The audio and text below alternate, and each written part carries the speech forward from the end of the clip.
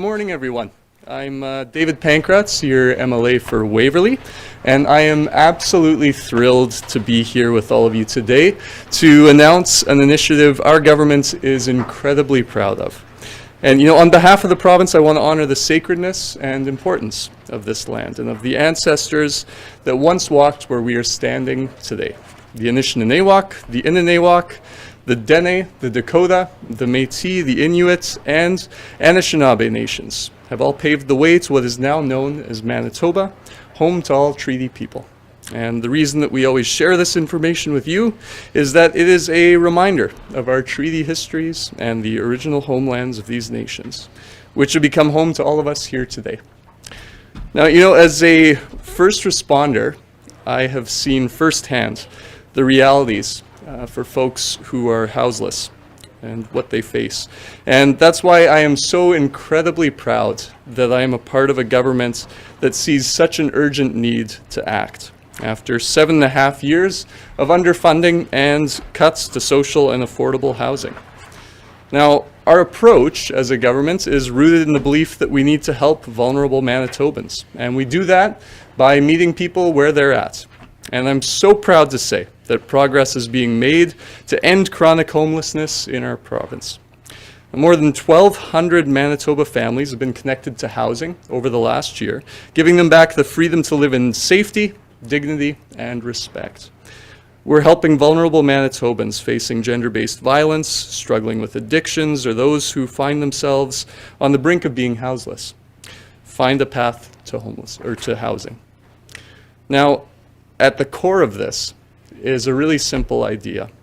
It's the idea that when people need help or are ready to turn their lives around, their government should be there ready to lend a hand. It's our belief that all people in Manitoba deserve an avenue that gets them from the streets to a place that they can call their home. With more to say on that and on today's announcement, I'd like to invite to the podium the Honourable Premier Kinew. Thanks, Dave. Nice job. Just mine.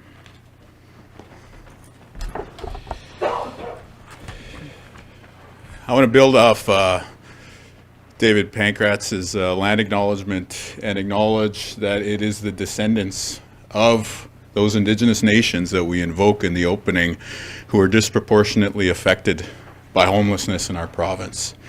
And we have a responsibility to serve them and everyone else who, by virtue or victim of history, personal trauma, or poverty, ends up living in a tent. And we're here to say that as a province, the people of Manitoba are no longer satisfied with having people live in tents. Today is a day where we commit to a turning point. We're going to work together and ensure that everybody has a place to call home, and importantly, that you have the addictions and mental health services to succeed in living with a roof over your head. So there's two specific announcements that we're making here today. First, we're taking the covers off our provincial homelessness strategy. It's called Your Way Home. And speaking to people who've been living in tents, people who've been out on the streets struggling with addictions or mental health issues or that intergenerational trauma, we are committed to working with you to help you find your way home. And the other big announcement today is that we're hiring one of the MVPs from the sector, Tessa, Blakey, Whitecloud, who is going to be the quarterback for this strategy at the provincial level. She will be joining the provincial government, and I want to get the title right here because it's very, very important, as the Premier Senior Advisor on Ending Chronic Homelessness. I want to ask the people of Manitoba, how do you feel when you drive along Main Street? How do you feel when you drive down South Pembina? We drive through communities like Brandon or Thompson or so many other places, and you see somebody who is in the grips of psychosis brought on by substance use. How do you feel when you see fires, either in person or being shared on social media for people who live in encampments? How do you feel when you see tents underneath bridges or in parks? And regardless of how you answer that question, I know that the thing that everybody agrees on coming from those feelings is that we can and we should be doing better. This is a rich country, this place that we love so much called Canada. This is a beautiful province full of wonderful, helping people. And yet for far too long, people have been left behind. They've been left behind without housing. They've been left behind with mental health services. They've been left behind without a path to stay alive and make their way out of an addictions crisis. Speaking to you as somebody who was given a second chance at life, I want to tell you that it is so important that we work together to address this challenge of chronic homelessness. I made good on a second chance, and I have a deep, abiding faith in the people of this province that when given the chance, you can make good on a second chance as well too. And so contained within the pages of this important document, we have a strategy that moves people out from encampment to encampment over a 30-day period into housing, up through a ladder of housing from social housing onto the affordable and market-based rents, and importantly, ensures that they stay there because they have the supports that they need to be able to succeed. So we're ensuring that there's the investments in the services, we're ensuring that there's the investments in the housing, we're ensuring that there's the investments in the people, so that we start over a period between now and 2031 to ensure that no one in Manitoba is chronically homeless again. I want to thank Mayor Gillingham for his participation. The partnership between the province and the city is going to be absolutely essential because the city, among many other important functions, is often that first point of contact and will be leading so much of this important enterprise. At the same time, we've got wonderful partners in the not-for-profits, the people who've been out there on the streets for so many years and decades helping our relatives out there. And Tessa's partnership and joining the team helps to ensure that we can bring all those voices together, all the people with the good hearts and the strong views that characterize this sector, to be able to work together and to collaborate and make a difference. And so we're bringing forward this Team Manitoba approach so that we can finally turn the corner when it comes to the challenge of chronic homelessness in Manitoba. And hopefully, after a few years of working together and working with you, the folks who are out there on the streets, when I ask Manitobans in the future, how do you feel when you drive up Main Street or down Pembina or to Brandon or Thompson? Hopefully the answer will be, I feel proud. I feel proud of the city and proud of the province. So with that, I want to say miigwech, merci, and thank you very much.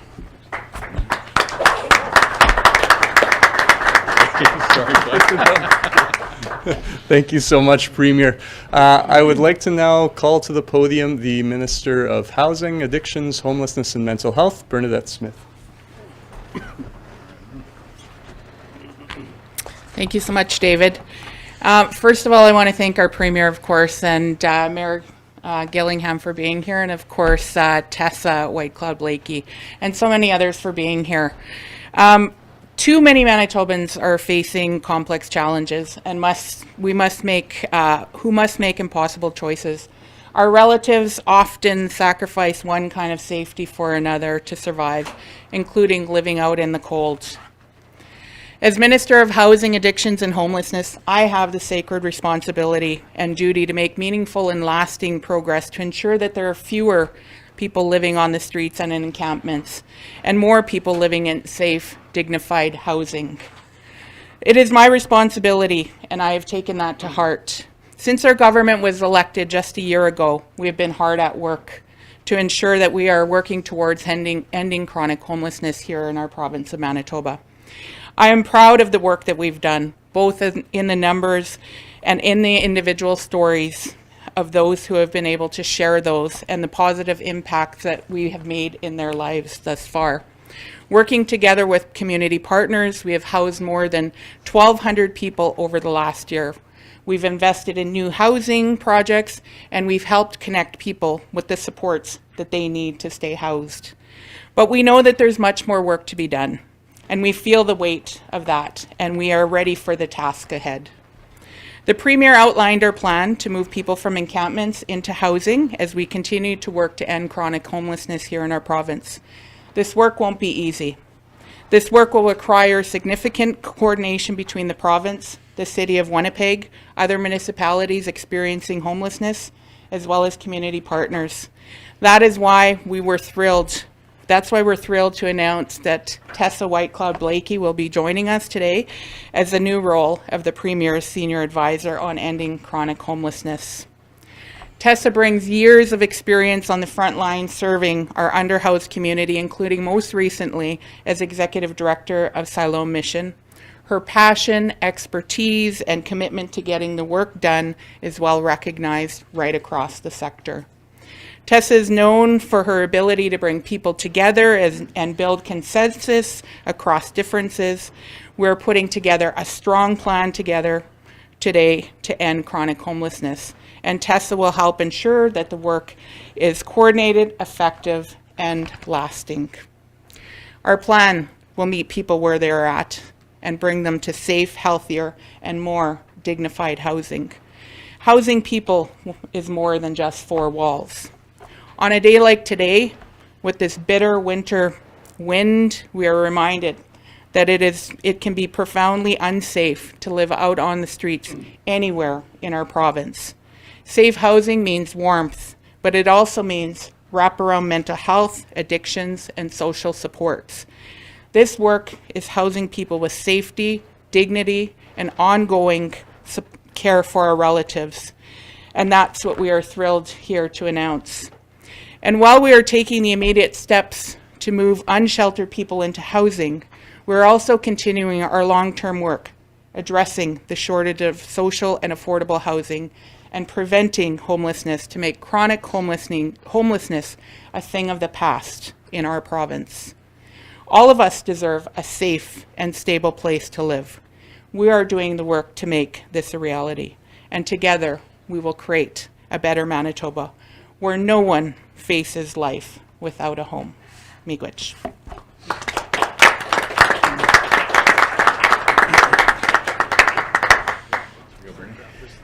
Thank you so much, Minister Smith. And I would just like to quickly say, as a lifelong Manitoban, thank you so much for the remarkable work that you're doing in this role. Next up, I would like to call up to the podium His Worship, Mayor Scott Gillingham. Thank you, David. Thank you so much, David. I appreciate your introduction and the acknowledgement, the land acknowledgement as well. This is a great day. Today is a very great day, one that I certainly have been looking forward to for a long, long time. What is being presented here today is a result of many months of conversation and a lot of hard work. Premier Kinew, Minister Smith, and I have had many discussions about moving people from encampments into housing. I know the provincial government was focused on this issue long before they were elected, and so I commend them for that. And at City Hall, encampments and homelessness are constant topics. And across governments, the conversations have been ongoing and been very, very productive. And I want to especially commend the civil servants of both the province of Manitoba and the city of Winnipeg for all of their efforts. Their joint working group has done tremendous work identifying the opportunities, identifying some of perhaps the challenges as well to address homelessness. And their efforts truly behind the scenes have laid the foundation for this plan, this multi-government strategy to end homelessness in Manitoba's history. Ending homelessness is a huge challenge, and I know that for the Premier, Minister Smith, and their government, they feel the same as I do, that we all want to see action immediately. But complicated problems require well thought out solutions, and they take time to address. This plan, I believe, is the right approach. And I'm confident that in the weeks and the months ahead, Winnipeggers will start to see meaningful change on our streets, in our parks, on our riverbanks, and in other public spaces. And more importantly, most importantly, those who are unhoused across our city right now will begin to move into housing with the supports they need to provide health and stability to their lives. This is great news for people who are in encampments right now or unsheltered, and it's great news for those who love them. I can tell you personally that as someone who, with extended family members, has seen extended family member struggle with homelessness, addiction, and mental illness, this news, this plan offers hope to hundreds, perhaps thousands of families in our community. The plan has two main goals. First, it takes a systematic but compassionate approach to help people who are right now homeless, moving them out of encampments into safe housing with the supports that they need. And second, it aims to restore public spaces as safe, clean, welcoming areas for everyone to use and to enjoy. And I know that both of these goals are fully supported by Winnipeg City Council and I believe a majority of Winnipeggers. And so I want to take a moment to commend Premier Kinew, Minister Smith, for your leadership, for delivering on this initiative. And I want to take a moment also to congratulate Tessa and to welcome her to her new role. I'm very confident that the Premier and Minister Smith have found the right person with the right combination of experience and trust within the community to bring everyone together to lead in this important moment. So congratulations and thank you, Tessa. I want to be very, very clear. The City of Winnipeg is fully committed to supporting this plan. I appreciate the Premier's leadership, Minister Smith's leadership, and so whether it's through the efforts of the Winnipeg Fire Paramedic Service or bylaw enforcement officers or the CAO's office working with shelters and outreach teams, the Public Works Department, our water waste staff cleaning and rehabilitating encampment sites, we are all in as a city. We will do our part as partners with the province of Manitoba, and again, I thank them for their leadership. In fact, some of the elements of this plan are already reflected in the city's draft budget that we released just before Christmas. For example, our approach to funding mobile outreach teams will move from what it is now to an RFP model that ensures that any future mobile outreach team to receive funding is fully aligned with the provincial plan, because collaboration is key. And it's critical that everyone's working towards the same goal. For the past couple of years, I've often used the analogy of a dragon boat versus kayaks in the river to address homelessness. Now, I'll be honest, my staff chuckles whenever I pull out the paddle, but they never forget what I'm talking about. We can have several approaches, or we can have one approach. The province has laid out one approach. And I can tell you as a city of Winnipeg, we're going to do our part. We're jumping on board. We're grabbing our seats, we're grabbing our oars, and we're going to do our part in this plan. And so I'm encouraging every other agency and every other potential partner out there that when Tessa comes knocking, say yes, grab your seat in this plan, grab your oar, and let's do this together, because together we can transform lives and we can transform our neighborhood. Thank you.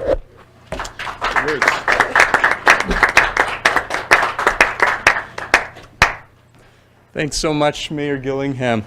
Now I would like to call on Tessa Blakey Whitecloud to say a few words.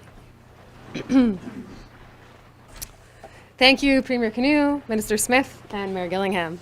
I'm really honored to be taking on this role and working with Minister Smith, whose own experience is such a powerful example of why this work matters and how change can happen over generations when we transform the life of one person.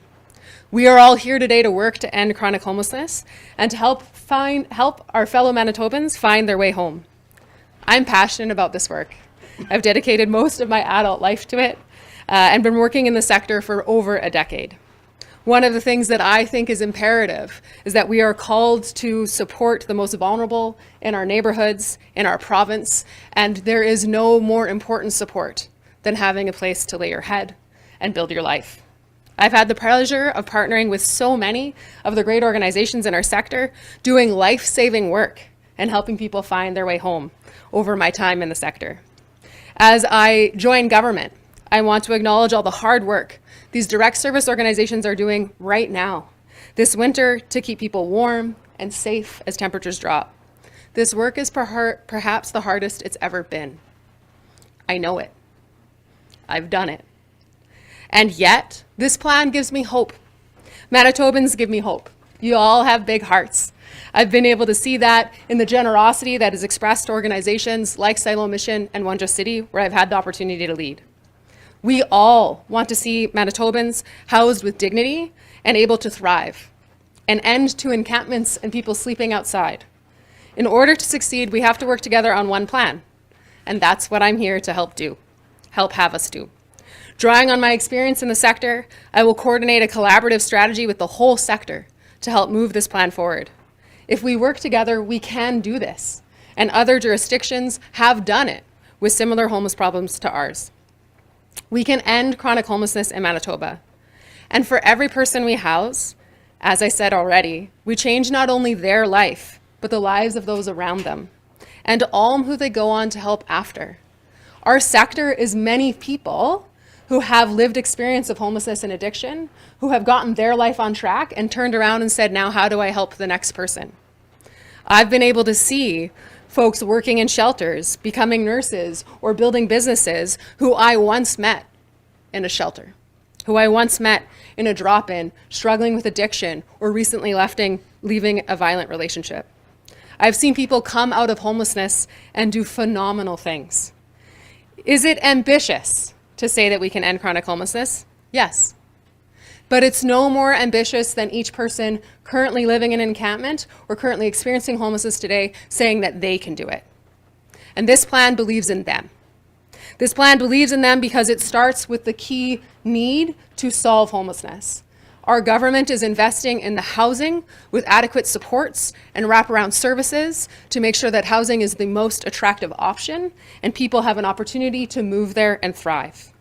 Because this plan starts with housing, we'll begin to address the deficit in social housing that our province is facing and that our city is facing. Winnipeg has 3 social housing units for every 20 low-income people. Regina has 8. Calgary has 9. This plan starting with housing, and that housing being the housing that is actually needed, is why I believe that this plan will work. I believe we can help Manitobans find their way home, and I am so proud to begin working with a government that is going to make the investments in mental health, in supports, in infrastructure, in those actual housing units to make it possible, and to work with a sector to continue to always put the community first. Thank you very much. We got the right person for sure. That's awesome. Thank you so much, Tessa.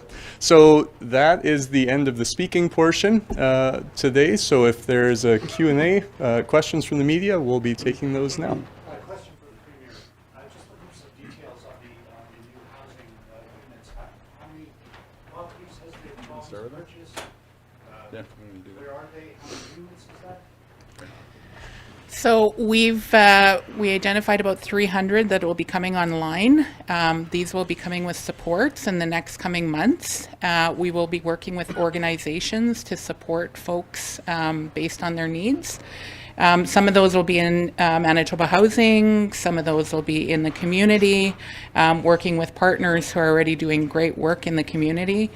And again, we're building a Made in Manitoba model with the help of Tessa and so many others that are in the community.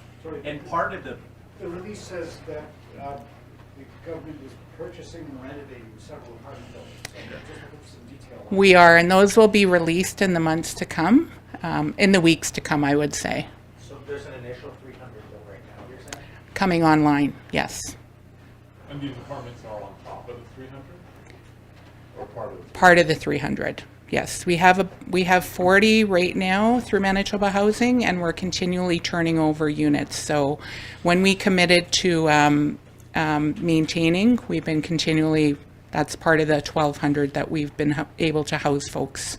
And we've been continually putting people into housing. Minister and Tessa, perhaps explain the concept of supports here, because I've found that over the years, especially talking to those folks that are in encampments, that they are housed, but they find that that housing is not secure, and that there's everything ranging from gang recruitment. What is changing in this to make sure that in some cases you have further Bell Hotel models, in other cases you have the security in place to make sure that those who feel safer in encampments are actually going to feel safer in these housing units? One of the key pieces is that all of these units that are coming online are social housing units, which means they are either owned by the government, supported by nonprofits for those wraparound services, or they are going to be owned by nonprofits. And the government is going to be supporting, again, those nonprofit services and wraparound supports within that housing. So many folks are housed, and I've been touring some buildings as of late, where they're using a 4x4 to secure their door and they feel safer outside. But that is not in social housing. That's in private market housing that that is unfortunately often taking advantage of people. Unfortunately, I've been to social housing where that's not the case. And so Are there policy changes here to make sure that even public social housing will be a whole lot safer? So one of the key parts of this plan is actually building in the longer term strategy is building housing first models within Manitoba Housing, and that will include having supports in the building so we can make sure that we create safety in those spaces. What happens, because we hear this too, that there are people who say, I'm not leaving my tent, I'm not leaving my tent. How do you get everyone out? And so you're able to decommission it? Because we have heard from, you know, the people on the ground that say, I just don't want to leave my account. How do you get those people? A key part of the strategy is building housing that identifies the populations that are in need of housing that's specific to them and their needs. So we're going to make that supportive housing the most attractive option. And so that's by, you know, working with folks in encampments. What does that support look like? What does it need to look like for you to move there? And then doing that work with the charity partners that are coming alongside us in order to develop housing that says, well, actually, yeah, that's exactly where I want to live.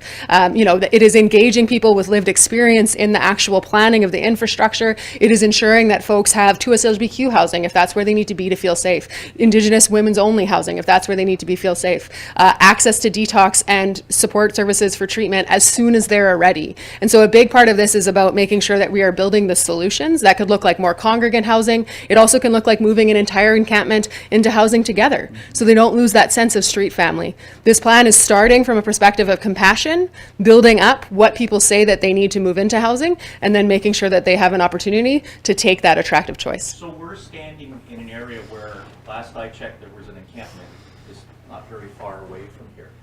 Can you help us understand how you would go about the conversations that you have, because this is all part of dignity, that you have with those members of the encampments to move them out, move them into safe housing?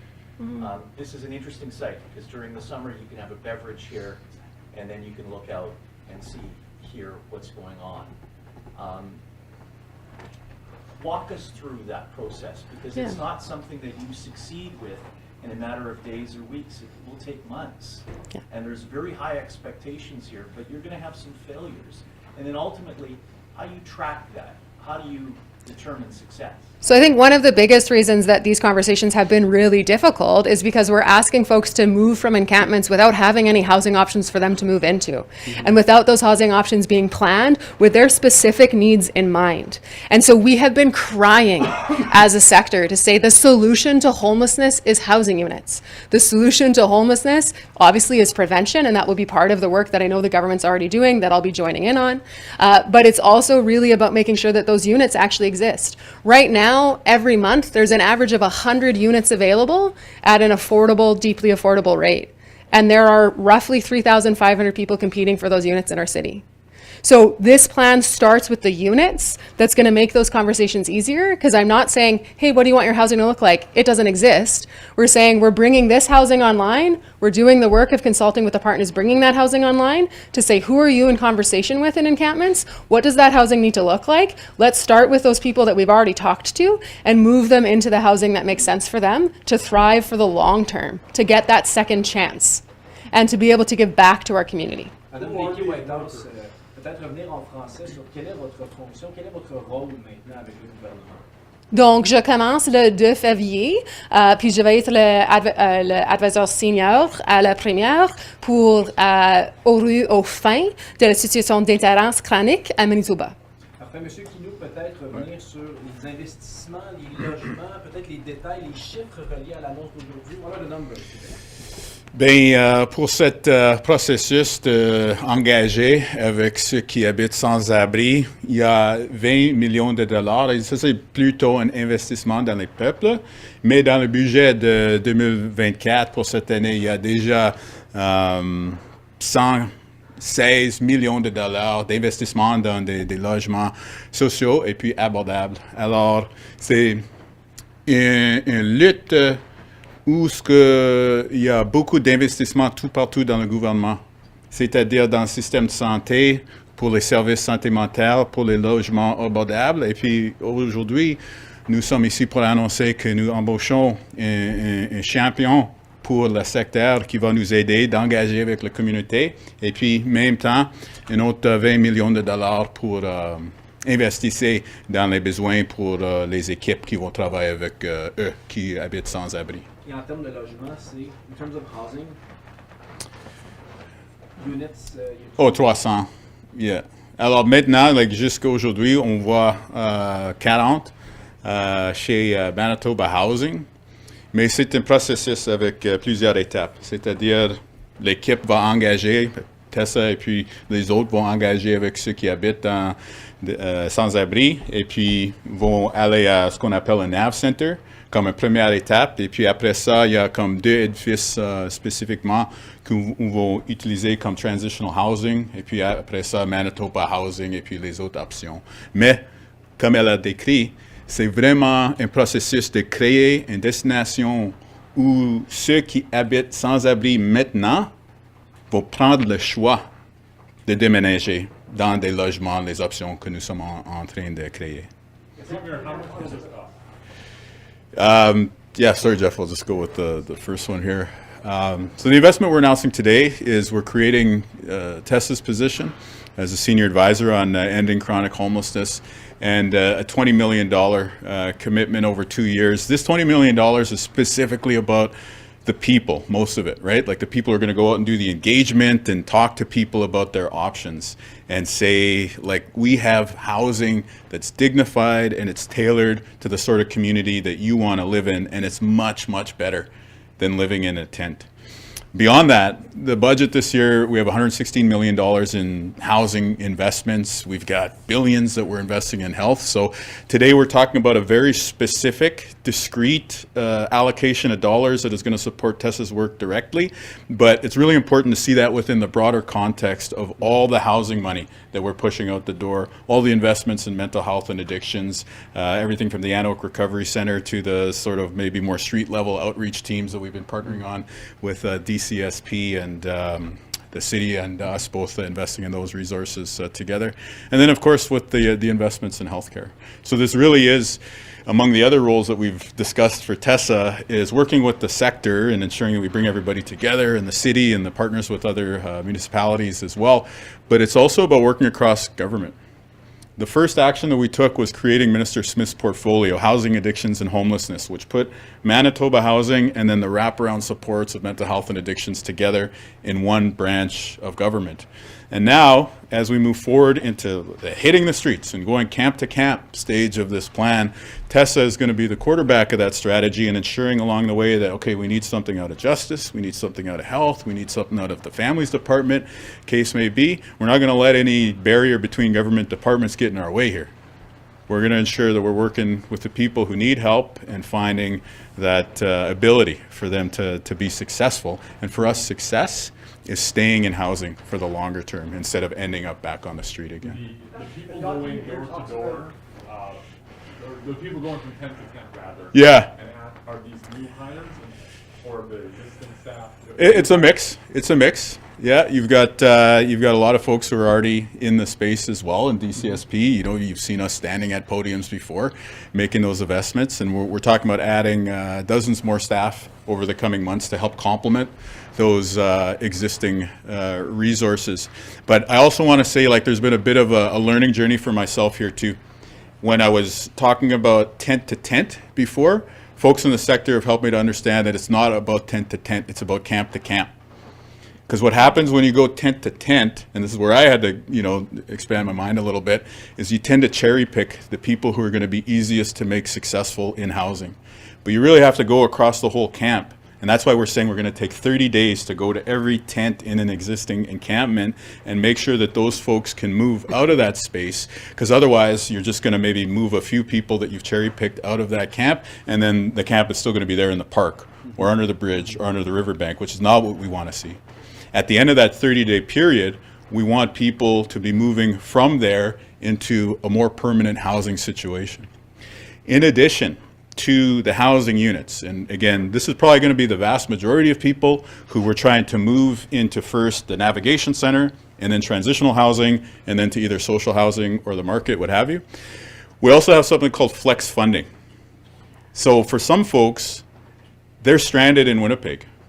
And the barrier to them being housed again is a ticket home. So if that's the barrier, let's not let the cost of a plane ticket or a bus ticket stand in the way of somebody making your way home, to use the title of the document here. So really, it's going to be a tailored approach. We're going to come into a camp and we'll say, all right, folks, 30 days, we're going to be working with you. We want to find what you see as a step forward in your life. And for the folks who it's getting a housing unit and some addictions help, it's getting into a housing unit and being able to access mental health supports or maybe meds or whatever it is, we'll work with you on that. But if you just need to get a plane ticket or a bus ticket or a ride somewhere, we'll help you with that too. And the idea is to just work together across all the levels and partners and the service providers to ensure that we're saying we as a society have decided that living in a tent is not what we want to see anymore. And the way, grounded in compassion, that we're going to do that is by making the next step out of a tent easy and attractive for the folks who are living there. The document today talks about after this is done, preventing an encampment from being reestablished. And what does that look like? What's involved there? Do you want to talk about this? Or Sure. Should I? Yeah. Okay. I think a key part of that is making sure that there's a full cleanup of that site. And so the city already has a pilot project actually getting peers to support that work, if folks are still there. But then after the fact, being really prompt in tidying up an encampment and making sure that it returns to public use if it's in a park space or a city space. So it's really about being really proactive. So we know at the beginning of this plan that we're working with folks on a housing solution and that we're going to have move-in dates. We're going to have, a setup. We're going to have, a package, because our nonprofit partners do that to move somebody into their apartment. We know when moving day is, and so the city knows when cleaning day is. And so to make sure that that is seamless. And so it's really about upping that collaboration between our governments and sector partners to ensure that we have the possibility to say, you've moved, and the encampment is tidied up almost instantaneously. And is there anything to prevent other people from moving in and setting up an encampment? I think a big part of that is the continued work that outreach workers are going to continue to do. So once an encampment has been decommissioned, they're going to continue to return to that site, see if other people are popping up. What does that look like? Can we get you to the navigation center? Can we get you supports? And this flex funding is a key part of that. In my career, having access to flex funding, very little at the beginning, a lot more actually under this provincial government, we have been able to solve people's homelessness sometimes before it even starts. And so as something starts to look like it's resurfacing, we can jump in there to say, what would it look like to solve your homelessness today? And that's a person-centered option, right? The flex funding doesn't say it has to be a bus ticket. It says, what does it look like? And so for us, just putting on a different hat for a second from the sector, I know that at Salem Mission, we've paid somebody's car insurance and then they didn't lose their job and then they could get their apartment back because their landlord actually didn't want to lose them. They just hadn't paid rent in 2 months, right? And so it is about making sure that we have a way to respond to individuals' needs rapidly, as well as a collaborative approach to make sure that after an encampment has that opportunity to move into housing that works for them, that we're cleaning up that site and that we're keeping on top of it. Mayor Gillingham, in the past you've said from the city's perspective that there's probably enough money in the system. It's just that the way that you all get into the dragon boat together.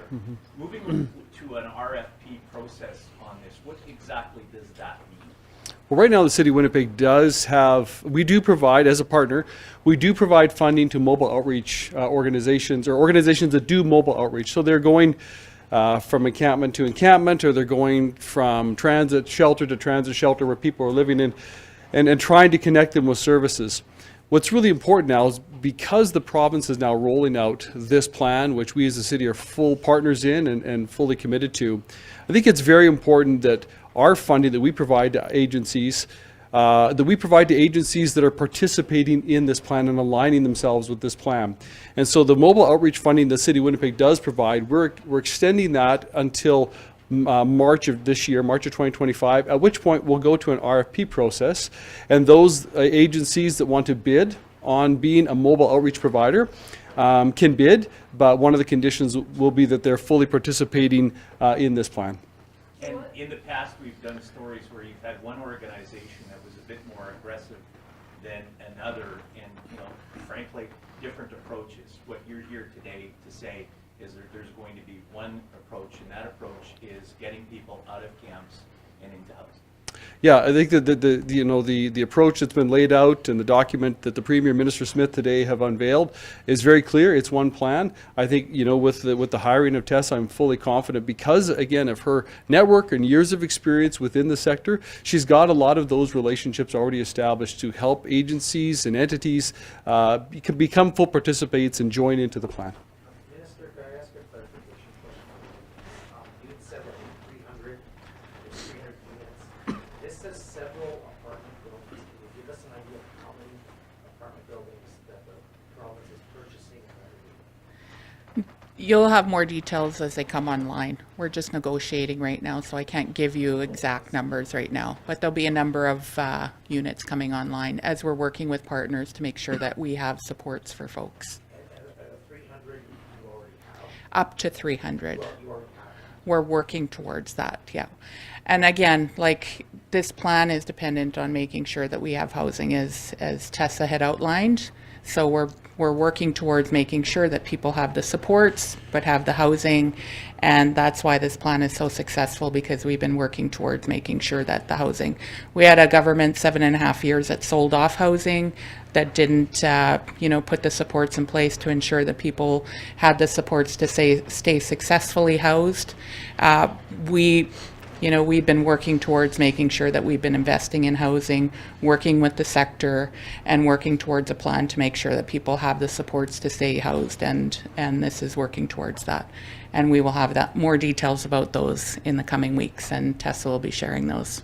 So what mechanisms are in place to ensure that, as people are making these transitions from, say, an encampment to affordable housing and potentially market-based housing, that they're not falling through the cracks in the system, and, sort of keeping track of people as they're making these transitions? Yeah, so a key part of supporting folks that are experiencing homelessness is called Casework.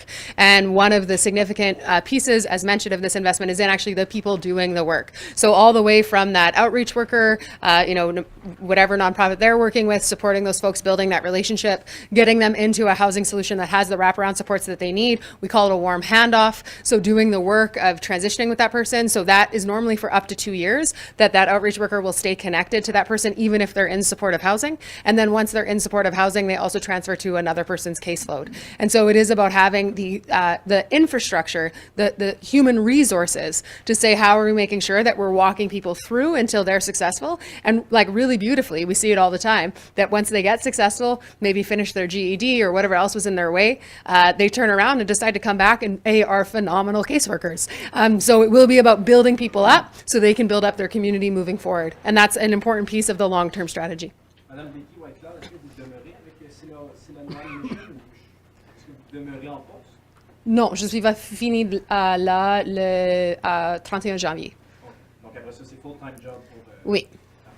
Yeah. Premier, as we sit here, I'm getting texts from people suggesting and saying, ask the Premier about Mr. Giffen at a health sciences center, because here is a situation where a middle-aged person with all sorts of struggles went in, and there's an investigation going into debt.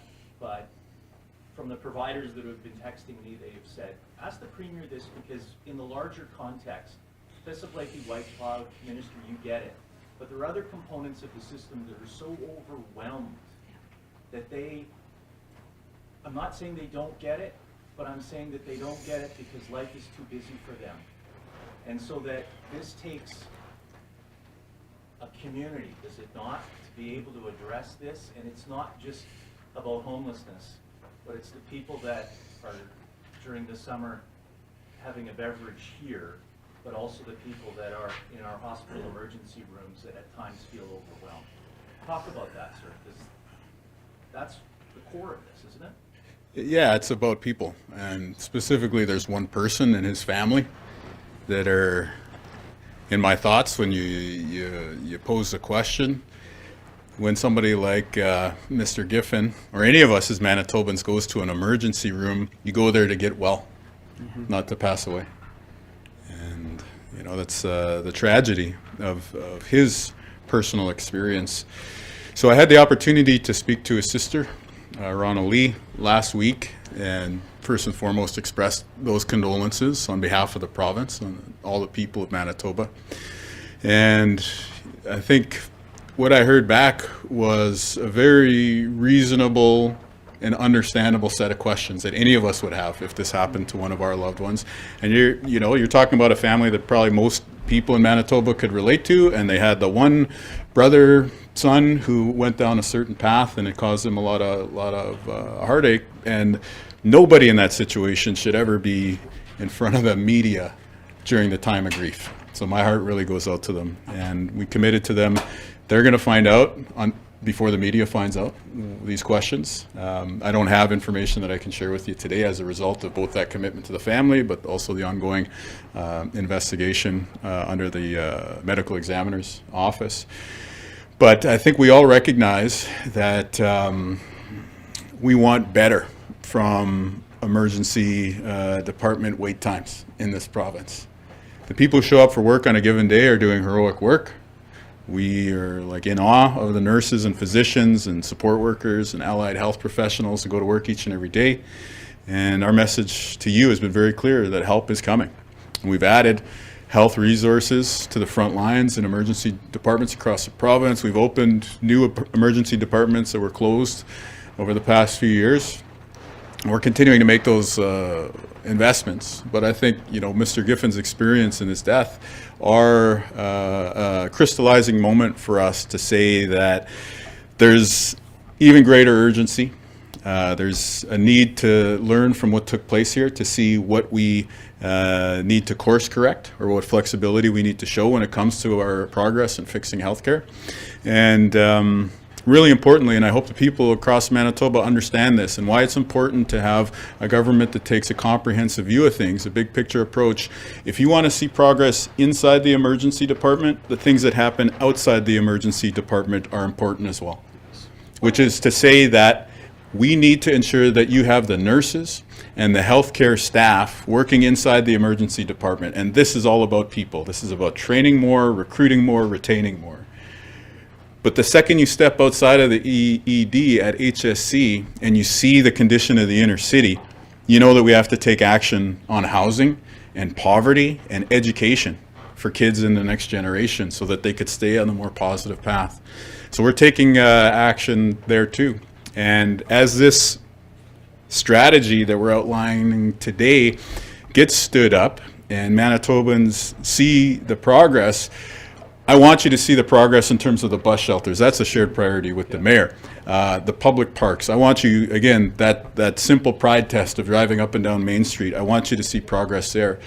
But also importantly, for the first responders, of which MLA Pankratz was talking about, there will be another destination other than the emergency department as these services get stood up. There will be another service that you can turn to.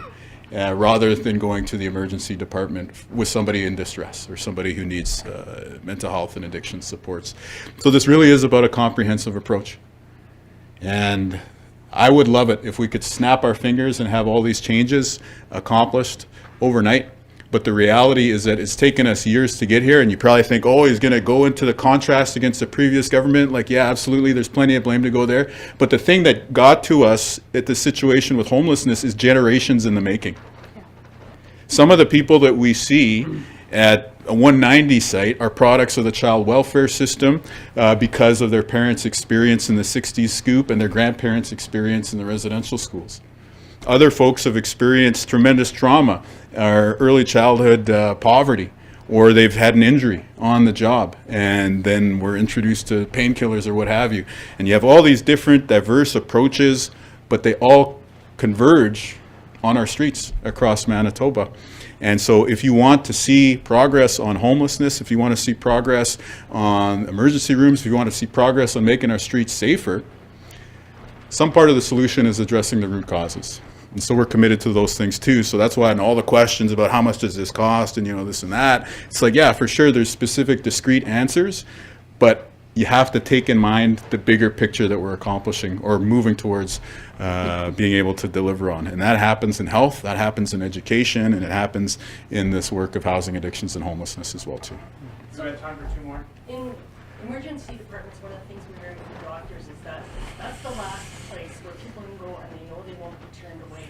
And that the problems with emergency rooms being crowded and overcrowded often asked to do, and people have nowhere else to go or nowhere where they feel safe. Is there anything that your government can do now to lessen some of that strain on ERs from people who are unsheltered or don't feel safe going to shelters?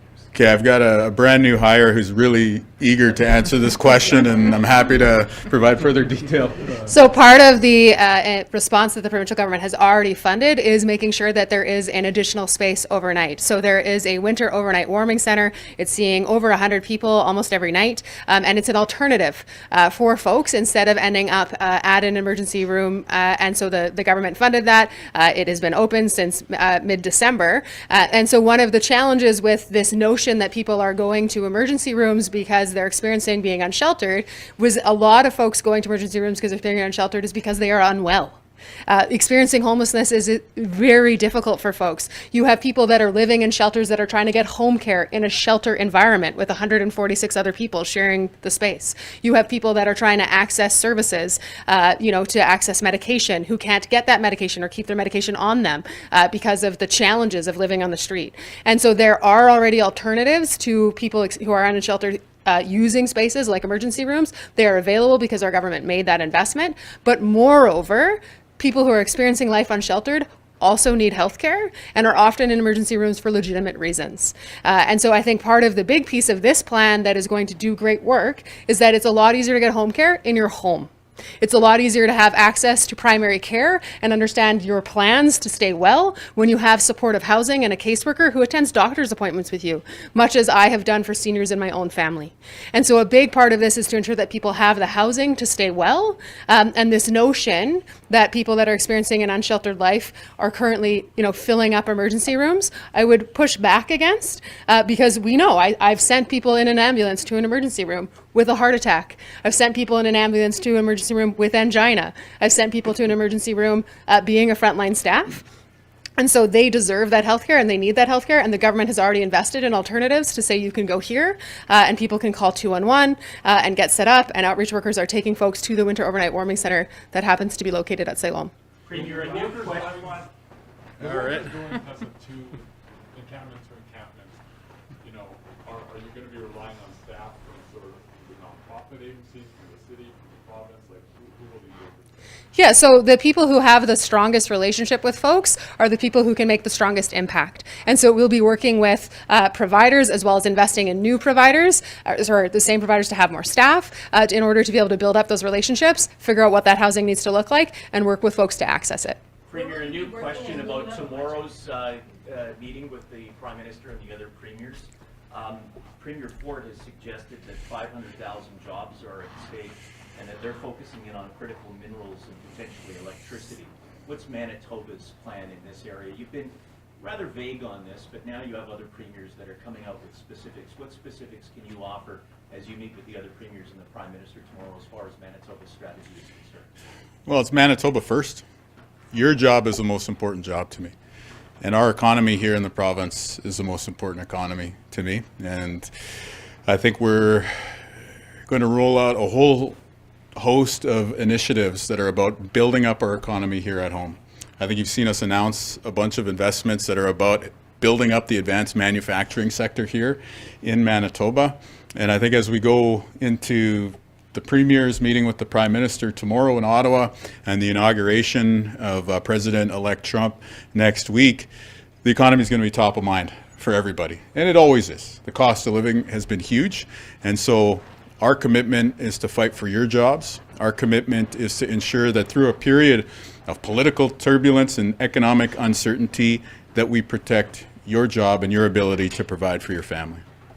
Are you in favor of retaliatory tariffs and blocking energy exports? Sorry, I didn't hear the second half of your question there. Blocking energy exports. Does Ford says maybe, Danielle Smith said no, no way. Well, a tariff is a tax, okay? So if you put a tax in place on the average person, it's going to make life more expensive. If, Trump puts in a tariff tax in America, Americans are going to see their lives get more expensive. So I'd ask the average Manitoban, do you want to see your life get more expensive? And so I'm going to head into the meeting with the Prime Minister and the other premiers tomorrow, standing up for you. standing up for the cost of living that we've been fighting so hard to make a little bit more affordable here in Manitoba since taking office. And we don't want to give up those little bit of gains that we've been able to make by slowing down inflation here in Manitoba. And of course, jobs, jobs, jobs, protecting your work along the way, because all this great, investments in social and homelessness and healthcare and stuff like that, that only happens if we have people in the mines and in the manufacturing plants and on the farms and in the transportation sector working and helping to power the economy, right? And so the economic horse pulls the social cart, and we got to ensure that there's a steady hand on the reins of the economy right now. A lot of uncertainty at the federal level. Again, a lot of speculation about what's going to happen south of the border, but there's a steady hand on the reins when it comes to the economic horse here in Manitoba. In light of the waiting room that Premier of the overcrowding in ER, We lost a light there for the record. is it appropriate to be advertising, touting your government's competence in healthcare, considering that we're still so far? Well, the facts of healthcare are important for the average Manitoban to understand, and that is that there are more people working on the front lines today than there were a year ago. There are also more services available in the emergency department, and there are more emergency rooms open today than there were a year and a half ago. And, when you have the media and public interest in a situation like the one that we've seen, it's important for you to ask the accountability questions. And some part of the answers to accountability questions are the progress that we've delivered to date. Have we fixed healthcare? We're making progress is the answer.